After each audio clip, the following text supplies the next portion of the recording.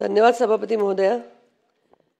सभापती महोदया, केंद्रीय शिक्षण मंत्रालयाच्या UDISEच्या आकडेवारीनुसार सन 2023 ते 2024 मध्ये सरकारी शाळांमधील पटसंख्येत मागील वर्षाच्या तुलनेत घट झाली असून शासनाच्या स्टुडंट पोर्टल्सवर 9 लाख मुलांच्या गळतीची नोंद झाली असल्याने सर्वाधिक गळतीचे ठाणे आणि पुणे जिल्ह्यात असल्याची बाब माहे जानेवारी 2025च्या पहिल्या आठवड्यात व त्या सुमारास निदर्शनास आलेली आहे। हे खरे आहे का? तर ते अंशतः खरे आहे म्हणून उत्तर दिलं गेलेलं आहे सभापती महोदया।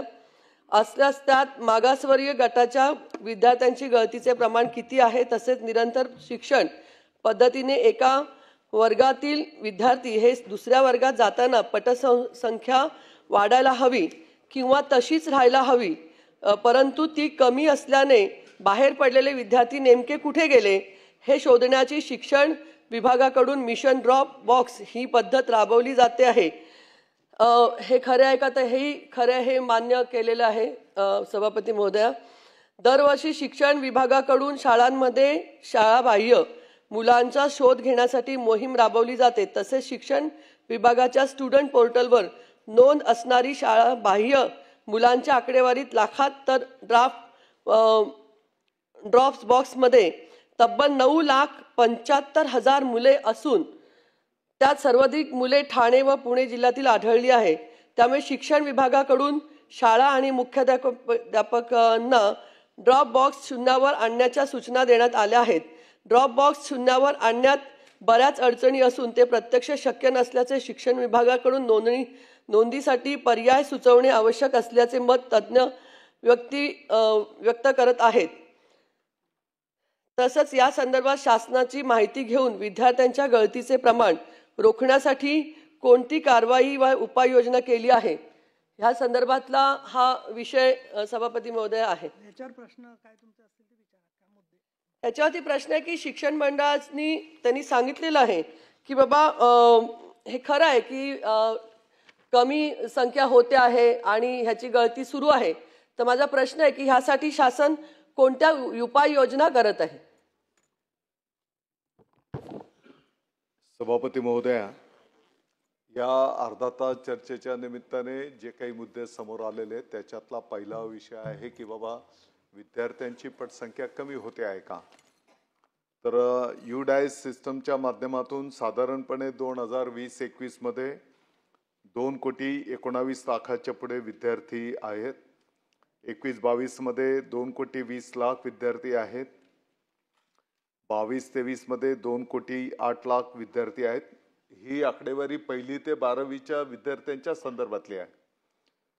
23-24 मध्ये 2,09,00,000 विद्यार्थी आहेत आणि 24-25 मध्ये 2,08,00,000 विद्यार्थी आहेत। ही UDISच्या माध्यमातून आकडेवारी आपल्या सर्वांच्या समोर आहे। सभापती महोदया, याच्यातला दुसरा जो विषय आहे की बाबा या शिक्षण पद्धतीमधनं काही विद्यार्थी शाळेच्या बाहेर आहेत का? तर मला असं वाटतं की आता UDIS सिस्टमच्या माध्यमातून जे काही विद्यार्थी रेकॉर्डवर आहेत, परंतु आपण जर बघितलं असेल तर 10वी नंतर काही विद्यार्थी ITI, डिप्लोमा किंवा इतर शाळांमध्ये त्या विभागामध्ये ते प्रवेश घेतात, परंतु बऱ्याचदा ते विद्यार्थ्यांचं रेकॉर्ड हे या शाळेच्याच ठिकाणी असतं। आपल्याला माहिती आहे की जिल्हा परिषद आणि या ठिकाणी 1ली ते 4थी, 5वी ते 8वी अशा प्रकारच्या शाळा आहेत। आणि मग 4थी पासआउट झालेला विद्यार्थी काही ठिकाणी दुसऱ्या शाळेत त्याने ॲडमिशन घेतलेलं आहे, परंतु रेकॉर्डवर अजूनही तो या शाळेतनं कमी झालेला नाही आणि म्हणून असे विद्यार्थ्यांची संख्या त्या ड्रॉप बॉक्समध्ये त्या ठिकाणी दिसून येते आहे। आणि म्हणून मला वाटतं की या संदर्भामध्ये निश्चितपणे एक ड्राईव्ह राबवून UDISच्या सिस्टमवर आपण ज्या पद्धतीने काम करतो तर त्याच पद्धतीने सरळपण या माध्यमातून या विद्यार्थ्यांचा रेकॉर्ड त्या ठिकाणी डाटा कलेक्ट होतोय आणि दोघांना इंटिग्रेटेड करण्याचा शासनाचा त्या ठिकाणी प्रयत्न आहे। आणि हे केल्याच्या नंतर वस्तुस्थिती मला वाटतं की समोर त्या ठिकाणी येईल आणि आताच्या घडीला देश पातळीवर अपार ID म्हणजे प्रत्येक विद्यार्थ्याचा एक कोडिंग नंबर त्याला असणार आहे आणि मग त्याचा संपूर्ण प्रवास, त्याच्या जीवनभराच्या शिक्षणाचा प्रवास त्या ठिकाणी केंद्र शासनाच्या माध्यमातून संपूर्ण देश पातळीवर त्याचं काम त्या ठिकाणी केलं जात आहे. आत्ताच्या घडीला 86% अपार आयडीचंही काम आपल्या राज्यामध्ये संपन्न करण्यात आलेले आहे आणि येणाऱ्या काळात लवकरात लवकर हे 100% नेण्याचा शासनाचा त्या ठिकाणी विचार आहे.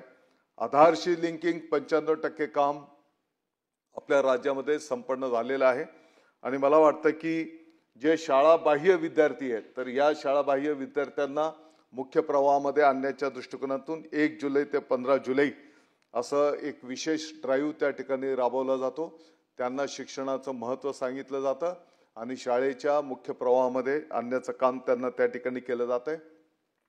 काही ठिकाणी आपण हे पण पाहतो की काही पालक त्यांच्या पोटापाण्यासाठी रोजीरोटी करता त्यांचं मायग्रेशन झालेलं असतं आणि मग त्यांच्या सोबत जर विद्यार्थी गेले तर त्या ठिकाणी पण त्या विद्यार्थ्यांना शिक्षणाची व्यवस्था त्या ठिकाणी शिक्षण हमी कार्डच्या माध्यमातून केली जाते.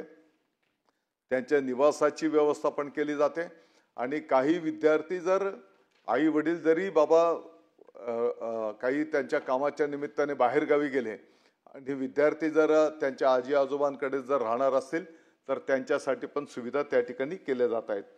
मला वाटतं की शासकीय शाळांमध्ये पण विद्यार्थ्यांची पटसंख्या वाढवण्याच्या दृष्टिकोनातून अनेक चांगल्या योजना त्या ठिकाणी राबवल्या जातात. जसं काही मोफत पुस्तके असतील, गणवेश असतील, त्या विद्यार्थ्यांना बूट असतील, त्या विद्यार्थ्यांना एक आनंददायी गुणवत्तापूर्ण शिक्षण मिळालं पाहिजे याही दृष्टिकोनातून विभाग त्या ठिकाणी मोठ्या प्रमाणात काम करायला घेतो आहे.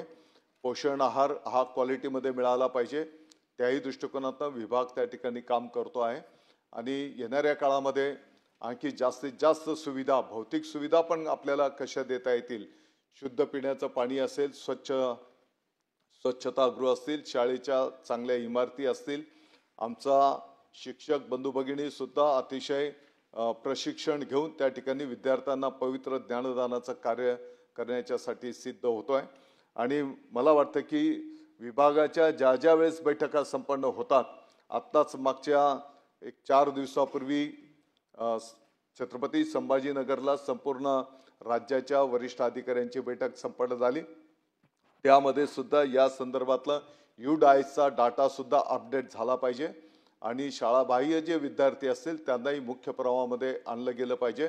या संदर्भामध्ये राज्याच्या सर्व अधिकाऱ्यांना पण त्या ठिकाणी सूचित करण्यात आलेलं आहे आणि येणाऱ्या काळामध्ये गुणवत्तापूर्ण आनंददायी शिक्षण विद्यार्थ्यांना कसं देता येईल या दृष्टिकोनातून जाणीवपूर्वक लक्ष देऊन त्या ठिकाणी कार्य संपन्न होत आहे. आपण बघितलं असेल शाळेच्या विद्यार्थ्यांच्या पहिल्याच दिवशी विद्यार्थ्यांचं शैक्षणिक वर्ष ज्या दिवशी सुरू झालंय, विद्यार्थ्यांचं स्वागत करण्याच्यासाठी शाळेमध्ये स्वतः महामहिम राज्यपाल महोदय, माननीय मुख्यमंत्री महोदय देवेंद्रजी फडणवीस साहेब, माननीय उपमुख्यमंत्री महोदय एकनाथजी शिंदे साहेब, माननीय अजितदादा पवार साहेबांच्या पासून तर मंत्रिमंडळातले माझे अनेक सहकारी, सर्व सन्माननीय खासदार महोदय, सर्व सन्माननीय आमदार महोदयांच्या पासून स्थानिक पातळीवरचे सर्व लोकप्रतिनिधी अधिकारीगण विद्यार्थ्यांच्या स्वागताला त्या ठिकाणी उपस्थित होते आणि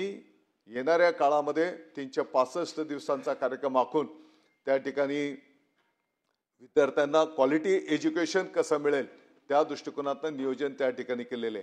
अर्थात माझी सभागृहाला पण विनंती असणार आहे आणि सभागृहाच्या माध्यमातून सर्व विद्यार्थी त्यांच्या पालकांना पण मी विनंती आवाहन करतो, आपलंही जाणीवपूर्वक लक्ष या ठिकाणी शाळेच्या संदर्भात असू द्या. तिथे काही अडीअडचणी असतील त्या सोडवण्याच्यासाठी सरकारची तर जबाबदारी आहेच, परंतु आपल्याही सहकार्याची, आशीर्वादाची त्या ठिकाणी आवश्यकता आहे आणि म्हणून संपूर्ण महाराष्ट्राच्या नागरिकांनी पण या संदर्भामध्ये सहकार्य करावे, त्यांचे आशीर्वाद द्यावेत ही विनंती या अर्धा तास चर्चेच्या निमित्ताने मी आपल्या सर्वांना करतो. विचारायचं अजून विचारा. सभापती महोदया, खूप चांगल्या पद्धतीने मंत्री महोदयांनी इथे निवेदन केलं आणि हे सगळं आता आपण मीटिंग करून करणार आहोत. पण माझं म्हणणं आहे की हे करत असताना लक्ष दिलं गेलं पाहिजे, कारण मराठी शाळा ह्या बंद नाही पडल्या पाहिजेत. शासनाचा निर्णय आहे, माननीय उपमुख्यमंत्री असतील, मुख्यमंत्री असतील, की शासनाच्या माध्यमातून ह्या शाळांमध्ये ज्या पद्धतीने ह्यावेळेला त्यांच्या स्वागताचा कार्यक्रम केला आणि खरंच चांगला घेतलेला कार्यक्रम आहे, परंतु त्याचबरोबर त्या मुलांचा शिकवण्याचा दर्जा हा पण वाढला पाहिजे.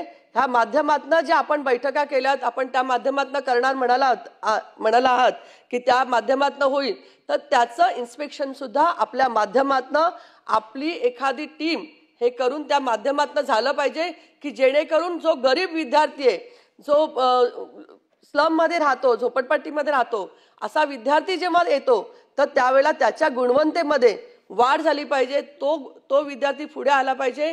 म्हणून आपण ज्या उपाययोजना आपण बैठक घेतली म्हणालात, त्या पद्धतीने वारंवार ह्याच्या बैठका घेऊन ह्या शाळांच्या माध्यमातून आपण समिती किंवा कमिटी अशी करून आपण त्या माध्यमातून करावा, असं मला ह्या ठिकाणी शासनाला सांगावंसं वाटतं. तुम्ही आत्ता ज्या पद्धतीने सांगितलं की आपण खूप चांगल्या पद्धतीने ह्या मुलांसाठी आपण उपाययोजना करतो आहोत, त्यांचा गणवेश, त्यांचं सर्व देणं, पण त्याचबरोबर त्यांची शैक्षणिकता जी आहे ती वाढवण्याचा प्रयत्न आपल्या माध्यमातून व्हावा, अशी मी विनंती आपल्या मंत्री महोदय चांगलं काम करतात त्यांना सांगू इच्छिते.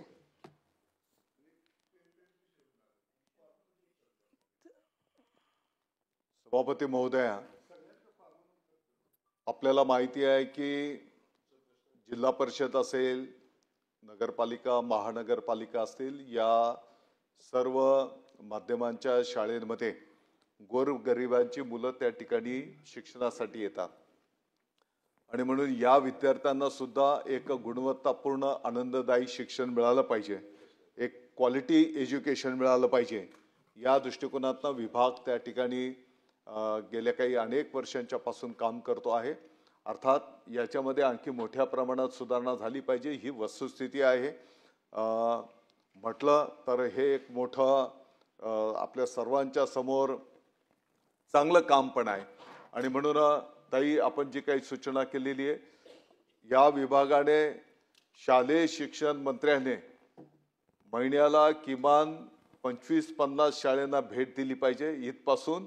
तर सर्व अधिकाऱ्यांनी दर महिन्याला किमान 25-50 शाळांना भेट देऊन त्या ठिकाणी काय काय सुधारणा करण्याची आवश्यकता आहे, काय काय तिथे सहकार्याची आवश्यकता आहे, तिथली गुणवत्ता सुधारली पाहिजे, या दृष्टिकोनातून एक कार्यक्रमच त्या ठिकाणी तयार केलेला आहे. आणि जसं मी आपल्या माहितीकरता सांगितलं की वर्षाच्या 365 दिवसांच्या मध्ये कोणत्या दिवशी काय कार्यक्रम संपन्न झाला पाहिजे. अध्यक्ष, सभापती महोदय, हा एक खूप मोठा विषय आहे. माझी तर विनंती असणार आहे की आपण एखाद्या दिवशी सविस्तर चर्चा या विषयावर घ्या. परंतु ज्या पद्धतीने मराठी शाळेमध्ये आणखी जास्तीच्या सुविधा देऊन त्या विद्यार्थ्यांना पण मुख्य प्रवाहामध्ये या स्पर्धेच्या युगात ती मुलं टिकली पाहिजे, नव्हे तर ती आघाडीवर राहिली पाहिजे. आणि असं काही नाही की ते मागे आहेत. नुकत्याच UPSCच्या ज्या काही स्पर्धा परीक्षांचे निकाल लागले, त्याचं जर आपण प्रत्येक उमेदवाराची जर माहिती घेतली तर त्याच्यातले 50% जास्त उमेदवार हे जिल्हा परिषद आणि नगरपालिकेच्या शाळेतच शिकून पुढे आलेले आहेत. आणि म्हणून आपले शिक्षक बंधू भगिनी अतिशय जीवाचं रान करून मला वाटतं की एक चांगलं क्वालिटी शिक्षण त्या ठिकाणी देत आहेत. अर्थात आपल्या सर्वांच्या ज्या काही अपेक्षा आहेत आणखी त्याच्यामध्ये सुधारणा करणं याचा अवलंब त्या ठिकाणी केला जाईल. अरुण लाड, नंतर प्रज्ञा सातव आणि मग सभापती महोदया, थोडक्यात घ्या प्रश्न, कारण अजून 3 आपल्याला अर्धा तास आहेत आणि 15-15 मिनिटं खरं एकेकाला धरतो आपण अर्धा तास म्हटलं तरी, त्यामुळे स्पेसिफिक त्या विषय असेल त्याच्यावर बोला तुम्ही. ठीक आहे. सभापती महोदया, उमाताईने एक चांगला विषय आपल्या पुढे आणलेला आहे आणि मंत्री महोदयांनी नेहमीच्या पद्धतीने गोलमाल उत्तर दिलेलं आहे. आम्हाला शासनानं सांगितलं, शिवून सांगितलं, झेडपीने सांगितलं, त्यामुळे जून महिन्यात मुलांच्या बालकाच्या सहभागासाठी मी 18-20 शाळांचा गेलो सांगली जिल्ह्यातल्या. एका शाळेत मुलंच नाहीत आणि पालकांनी सांगितलं, पालक पुन्हा बोलवलं होतं मी, पालक आले, त्यांनी दाखवलं ही शाळा म्हणजे कौलं नाही, प्यायला पाणी नाही, खडू नाही, फळं नाही आणि त्याला कुठलीही सोय नाही, टॉयलेट ब्लॉक नाही आणि अशा शाळेत आम्ही कशी मुलं घालायची. आणि एका शाळेत कुंडलला 5 शाळा आहेत, 5 शाळेपैकी एका शाळेत वाढदिवसच्या 5 वर्ग आहेत, 5 वर्गाला एकच शिक्षक आहे. एक शिक्षक आहे आणि मंत्री महोदय म्हणता आम्हाला चांगलं क्वालिटी शिक्षण द्यायचं आहे. एक शिक्षक 5 वर्ग सांभाळू शकतोय का हे त्यांनी सांगावं. आणि कसं सांभाळताय, क्वालिटी शिक्षण देऊ शकताय का, कसं द्यायचं, कुठेही द्यायचं. मुलं तर शिक्षकच नाहीत तर मुलं कशी येतील. पालक म्हणतायत आमचं भवितव्य ह्या मुलांच्या माध्यमात आम्हाला घडवायचं आहे, पण इथं शाळेत जे शिक्षण मिळते का, शिक्षक आहे का, काय खोल्या आहे का, शाळा आहे का, फळ आहे का, हे आम्हाला सांगा आधी. काय मी बोलायचं, काही बोलू शकत नाही. म्हणजे 5-5 तुकड्या एक शिक्षक सांभाळत असेल, काय शिकवू शकत नाही. आणि आमच्या कुंडलच्या 5 शाळेत 5 शाळेत एकाही शाळेत म्हणजे प्रत्येक तुकडी शिक्षक 2-2, 3-3 तुकड्या एक शिक्षक सांभाळतोय आणि पालकांना वाटतंय ते कसं त्यांचा उद्देश साधू शकत नाही. तेव्हा मंत्री महोदयांनी दिले उत्तर. प्रश्न स्पेसिफिक तुमचा कळलेला आहे त्यांना. ठीक आहे, मंत्री महोदयाने त्या सगळ्याचा विचार केला पाहिजे अशी माझी विनंती. धन्यवाद. प्रज्ञाताई, शिक्षण हा कोणत्याही राष्ट्राचा कणा आहे आणि त्यामुळे समाजामध्ये क्षमता आणि प्रगती शिक्षणामुळेच आज शक्य होते. परंतु काही वस्तुस्थिती आणि आकडेवारी मी आपल्यासमोर आणू इच्छिते. सन 2020 मध्ये राज्यातील सर्व सरकारी शाळांमध्ये जवळपास 1.2 कोटी विद्यार्थी नोंदणीकृत होते, तर 2024 पर्यंत ही संख्या घटून 90 लाखांपर्यंत आलेली आहे. म्हणजेच अवघ्या 4 वर्षांमध्ये 30 लाख विद्यार्थी घटलेले आहेत. यातील सर्वाधिक गळतीचे प्रमाण हे ग्रामीण भागात, आदिवासी पाडे आणि डोंगराळ क्षेत्रातील जिल्ह्यांमध्ये दिसून येतात. सुमारे 8,000 त्यांनी तुम्हाला सविस्तर वर्णन परिस्थितीचं मंत्री महोदयांनी केलेलं आहे. आता आपली अनुभवी सदस्य आहात आपण, तर जी वस्तुस्थिती मंत्री महोदयांना माहिती आहे त्याच्यावर तुम्ही प्रश्न विचारा की हे बदलण्यासाठी काय प्रयत्न करतात आणि त्यांच्या उत्तरात जे आलं नसेल तो तुम्ही प्रश्न विचारा. 8,000हून जास्त शाळांमध्ये 20 पेक्षा कमी विद्यार्थी आलेले आहेत.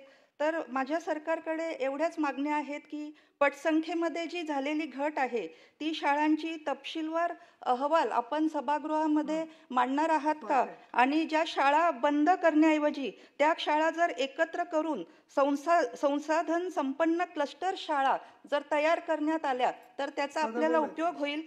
तिसरा मुद्दा आहे डिजिटल गॅप भरून काढण्यासाठी मोफत टॅब, इंटरनेट आणि ऑनलाईन कंटेंटची सुविधा आपण देणार आहात का, आणि पटसंख्या वाढवण्यासाठी राज्यस्तरीय कृती आराखडा जाहीर करण्यात यावा. एवढ्याच मागण्या मी या माध्यमातून सभागृहाला करते. धन्यवाद. बोला काय करते, म्हणजे मी नियमाने चाललेली आहे. बोला, तुम्हाला विचारायचं आहे ना, पण तुम्ही म्हणाल जनरल भाषण कराल तर बरोबर नाहीये. ते अर्धा तास चर्चेची एक व्याप्ती आहे, त्या पद्धतीने तुम्ही चाला ना. धन्यवाद सभापती महोदय. या ठिकाणी शिक्षणावरती अर्धा तासाची चर्चा होत असताना एक गोष्ट मी अधोरेखित करतो की राज्याचे शिक्षण मंत्री यांनी आल्यानंतर चांगल्या पद्धतीनं शिक्षण विभागाच्या कामकाजाला सुरुवात केलेली आहे. परंतु आज प्राथमिक शिक्षणाची जर अवस्था बघितली तर त्याच्यामध्ये अजून आपल्याला मोठ्या प्रमाणामध्ये काम करावं लागेल. अण्णांनी मगाशी सांगितलं तसं की शिक्षकांची संख्या मोठ्या प्रमाणामध्ये कमी आहे, विद्यार्थ्यांची संख्यासुद्धा घटलेली आहे. आणि आज जो पालक आहे तो पालक आपल्या मुलांना दर्जेदार शिक्षण मिळावं यासाठी आज तो मोठ्या ताकदीनं धडपडत आहे, प्रयत्न करत आहे. पूर्वी दळणवळणाच्या व्यवस्था नव्हत्या, त्यामुळं गावामध्ये पालक आपल्या विद्यार्थ्याला घालायचा. अलीकडच्या काळामध्ये दळणवळणाच्या व्यवस्था निर्माण झालेल्या आहेत आणि स्पर्धात्मक शिक्षण पद्धत आज खऱ्या अर्थानं संपूर्ण देशभर राज्यामध्ये सुद्धा आलेली आहे. आज आपल्या शाळेंची जर अवस्था बघितली तर अनेक ठिकाणी वर्गखोल्या नाही आहेत, अनेक ठिकाणी पाणी नाही, मुतारी नाही. केलंय ना शिक्षण मंत्र्यांनी. आता मगापासून उत्तर देत असताना तुम्ही तर स्वतःचा तुमचा अभ्यास आहे, तुम्ही तुमच्या भागातल्या पटसंख्या वाढवण्यासाठी काय करू शकता काय नाही किंवा काय बोलायचं तुमचं स्वातंत्र्य आहे, पण तुम्ही असं अर्धा तास चर्चेचा जो स्कोप आहे ते सोडून वस्तुस्थिती त्यांनी मान्य करून त्याच्यावरचा कृती कार्यक्रम पण मांडला ना मंत्री महोदयांनी. त्याच्यावर स्पष्ट प्रश्न विचारा तुम्ही जे काय विचारायचं असेल, अजून सुधारणा सांगा काय करायच्या त्या. आणि शाळेमध्ये आज जर बघितलं की वेगवेगळे शिक्षक त्या ठिकाणी त्या विषयानुसार शिकवण देत आहेत. त्यामुळे स्पर्धात्मक शिक्षण पद्धती आज आलेली आहे, तिचा आपल्याला अवलंब करणं अत्यंत गरजेचं आहे. आणि शाळेला स्मार्ट आणि डिजिटल बनवण्यात यावं आणि हे बनवत असताना कॅम्प्युटर लॅब असेल, इतर काही प्रयोगशाळा असतील, ह्या सुद्धा उपलब्ध करून देणं अत्यंत गरजेचं आहे. आणि हे दिलं तरच खऱ्या अर्थानं ग्रामीण भागातल्या प्राथमिक शाळा या स्पर्धात्मक योगामध्ये टिकाव धरू शकतात. मॅडम, मला आपण बोलण्याची वेळ दिली त्याबद्दल आपलं मनापासून धन्यवाद. परंतु या विषयावरती शेवटी आमची काही मतं असतात, कारण 1 कोटी विद्यार्थी राज्यातला प्राथमिक शाळेमध्ये शिक्षण घेत आहे आणि त्याच्याविषयी आम्हाला बोलायला वेळ दिला पाहिजे. शेवटी आम्ही बोलणार कुठं? अजून बाकी सदस्यांच्या पण बाकी म्हणजे आम्ही शाळेचे विषय घेऊनच या ठिकाणी बोलत आहे. बसा झालं का तुमचं? आणि दुसऱ्या बाजूला मी मंत्री महोदयांना या ठिकाणी नजरेस आणून देऊ इच्छितो की खाजगी शाळांमध्ये का पालक आपल्या विद्यार्थ्याला घालायला लागलेला आहे. कारण त्याला जाणीव झालेली आहे की या ठिकाणी आपल्याला स्पर्धात्मक माझ्या पाल्याला शिक्षण मिळू शकतं, जेणेकरून तो वेगवेगळ्या परीक्षा उत्तीर्ण होऊ शकेल. या दृष्टीची व्यवस्था आपण उभा करावी. धन्यवाद. आम्ही सभागृहाला विनंती करते की आपल्या 4 अर्धा तास आहेत, त्याच्यात सन्माननीय सदस्य परिणय फुके यांच्या अर्धा ताससाठी मंत्री महोदय बरोबर 10 वाजल्यापासून सभागृहात आहेत. उमाताई खापरे यांची तिसरी 15 मिनिट अर्धा तासाची जी चर्चा आहे त्याच्यासाठी सन्माननीय पंकजाताई मुंडे सभागृहात आहेत. आपण 1 तासाच्या कार्यक्रमामध्ये ज्या वेळेला आपण 4 अर्धा तास लावतो त्यावेळेला माझी जबाबदारी ही पडते की 15-15 मिनिटाचं नियोजन झालं पाहिजे. पहिली चर्चाच अर्धा तास चालली तर मग बाकीच्या सदस्यांवर अन्याय होत नाही का? दुसरं, नियमाने जायचं असेल तर ज्याची अर्धा तास असते त्यांनीच फक्त प्रश्न विचारावा असा नियम आहे. त्यामुळे मी काहीतरी मुद्दाम कडक वागते किंवा बोलू देत नाही असं अजिबात नाही आहे. बरं, प्रज्ञाताईंचं नाव होतं, त्यांना बोलायला दिलं, त्याच्यानंतर सदाभाऊ बोलले, अरुण लाड बोलले. आता सगळ्यांनीच बोलायचं म्हटलं तर होऊ शकत नाही ना त्याच्यामध्ये जे आहे ते. त्यामुळे मी तुम्हाला दिलगिरी व्यक्त करते. दादाजींचं शेवटचं उत्तर आणि मी पुढचं सांगणार, पुढचं नाव घेणार. हां बोला. उत्तर हो द्या. सभापती महोदया, आपल्या राज्य शासनाने राष्ट्रीय शिक्षण धोरण सुद्धा आपल्या संपूर्ण राज्यामध्ये लागू केलेलं आहे. आणि आपण बघितलं असेल की पाठीमागच्या काळामध्ये 2 महिन्यापूर्वीच आपण विशेष निपुण महाराष्ट्र मोहीम की या मोहिमेच्या अंतर्गत जे आपले विद्यार्थी वाचन गणित मध्ये पाठीमागे होते, या विद्यार्थ्यांच्या करता एक स्वतंत्र राज्यव्यापी ड्राईव्ह राबवून या पाठीमागे राहिलेल्या विद्यार्थ्यांना मुख्य प्रवाहामध्ये पण आणण्याचं काम त्या ठिकाणी केलेलं आहे. सन्माननीय आमदार साहेब, आपण जे सांगता वस्तुस्थिती आहे. मी पण ग्रामीण भागातनच त्या ठिकाणी येतो आणि म्हणून त्या ठिकाणी अनेक शाळेमध्ये भौतिक सुविधांची आवश्यकता आहे. परंतु हे काही काल आणि परवा झालं अशातला भाग नाही. गेली अनेक वर्ष जर आपण वेळोवेळी त्या शाळेमध्ये लक्ष दिलं असतं तर कदाचित आजची ती परिस्थिती त्या ठिकाणी निर्माण झाली नसते.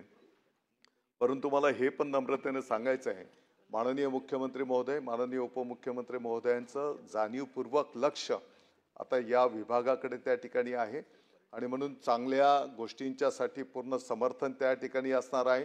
काही चुकीच्या पण गोष्टी या विभागामध्ये आहेत, त्यांना खड्यासारखं दूर पण करण्याचं धोरण या विभागाने त्या ठिकाणी स्वीकारलेलं आहे. आणि म्हणून त्या शाळेच्या विद्यार्थ्यांना शुद्ध पिण्याचं पाणी मिळायला पाहिजे, स्वच्छतागृह असली पाहिजे, शाळेच्या इमारती चांगल्या असल्या पाहिजेत, तिथल्या सर्व भौतिक सुविधा असल्या पाहिजेत, ई सुविधा असल्या पाहिजेत, त्याच्यासोबतच खेळांचे क्रीडांगण असतील आणि इतर ज्या सगळ्यात महत्त्वाची गोष्ट आहे की शिक्षक पण आपला त्या ठिकाणी वारंवार त्यांना प्रशिक्षण देऊन त्यांना प्रशिक्षित केलं जात आहे. आपल्या माहितीकरता मला सांगायचं आहे की साधारणपणे पहिल्या टप्प्यामध्ये 9,000 शिक्षक, उच्च शिक्षित शिक्षक बंधू भगिनींचं निवड करण्यात आलेली आहे. ते आपल्या सेवेमध्ये रुजू झालेले आहेत आणि आता दुसऱ्या टप्प्याच्या माध्यमातून 10,000 शिक्षकांची भरती त्या ठिकाणी प्रगतीपथावर आहे. आणि म्हणून मला वाटतं की गुणवत्तापूर्ण शिक्षक बंधू पण त्या ठिकाणी आपल्या या विद्यार्थ्यांच्यासाठी येत आहेत. सर्वसाधारणपणे गुणवत्तापूर्ण आनंददायी शिक्षण आपल्या विद्यार्थ्यांना त्या ठिकाणी मिळालं पाहिजे आणि आपला तो विद्यार्थी उद्याच्या भारताचा नागरिक घडवत असताना तो त्याच्या पायावर पण उभा राहिला पाहिजे. या दृष्टिकोनातनं आपली शिक्षण पद्धती त्या ठिकाणी निश्चितपणे काम करणार आहे आणि कुठलीही शाळा बंद होणार नाही याची काळजी सरकार त्या ठिकाणी घेणार आहे. शेवटी बालकांचा विद्यार्थ्यांचा तो हक्क आहे की त्यांना शिक्षण मिळालं पाहिजे, याची पण काळजी सरकार घेत आहे.